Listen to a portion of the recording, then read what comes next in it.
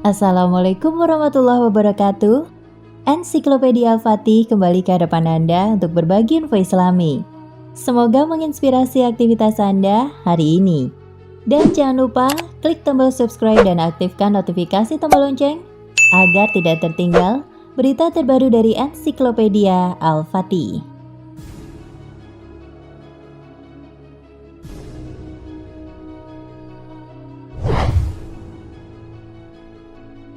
Akhir zaman merupakan masa yang mendekati terjadinya hari kiamat. Kabar tentang terjadinya hari kiamat sudah tertulis dalam Al-Quran dan hadis. Nyaris tanda-tanda yang dijelaskan tersebut sudah terjadi. Bahkan, bisa disimpulkan bahwa kita sedang menanti datangnya tanda kiamat besar. Jelang terjadinya kiamat besar, maka akan terjadi petaka dan huru-hara yang akan melanda manusia, khususnya umat Islam.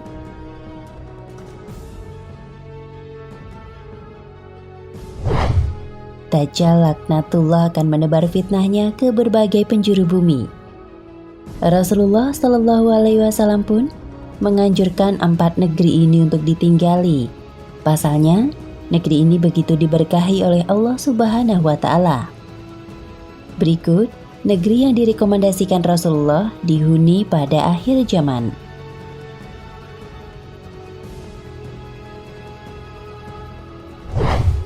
Satu, Mekah dan Madinah. Mekah menjadi salah satu negeri yang direkomendasikan Nabi untuk ditinggali.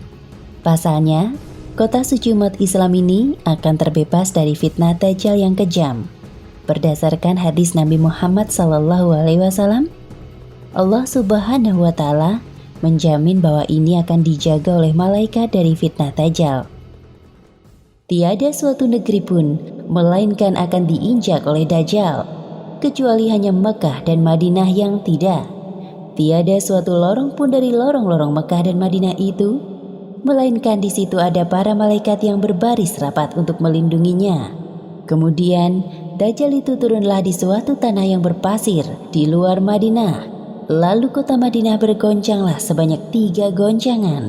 Dan dari goncangan-goncangan itu, Allah akan mengeluarkan setiap orang kafir dan munafik dari Mekah dan Madinah. Hadis riwayat Muslim.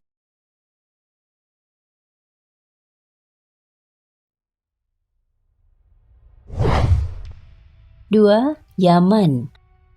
Allah juga melebihkan negeri Yaman dibanding negeri-negeri lainnya setelah Mekah dan Madinah. Negeri Yaman ini mendapat julukan dari Allah Subhanahu Wa Taala dengan sebutan Baldatun Thayyibatun Warrabbun Ghafur. Negeri yang aman dan senantiasa mendapat ampunan Rabb-Nya. Selain itu, Nabi Muhammad juga merekomendasikan negeri ini dihuni di akhir zaman. Pada akhir zaman nanti, umat Islam pada akhirnya akan menjadi pasukan perang. Hal ini sudah disabdakan Nabi Muhammad SAW. Dari Abdullah bin Hawalah mengatakan, Nabi SAW bersabda, pada akhirnya, umat Islam akan menjadi pasukan perang. 1 pasukan di Syam, 1 pasukan di Yaman, dan 1 pasukan lagi di Irak. Hendaklah kalian memilih Syam, karena ia adalah negeri pilihan Allah. Allah mengumpulkan di sana hamba-hamba pilihannya. Jika tidak bisa, hendaklah kalian memilih Yaman, dan berilah minum hewan kalian dari kolam-kolam di lembahnya. Karena Allah menjamin untukku negeri Syam serta penduduknya. Hadis riwayat Abu Daud, Imam Ahmad, Al-Hakim, dan Ibnu Hibban. Dinilai sahih oleh Al-Hakim dan Al-Albani.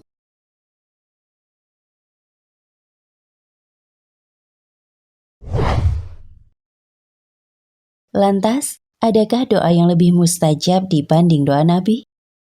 Nabi Muhammad SAW bahkan pernah memuji kota ini dengan sabdanya, sesungguhnya aku benar-benar mencium harumnya, karunia Tuhan yang Maha Pemurah dari Yaman.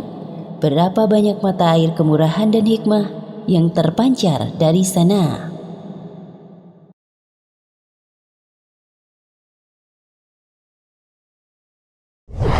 Allah Subhanahu Wa Taala juga berfirman dalam Al-Quran, Surat Al-Maidah ayat 54 yang artinya,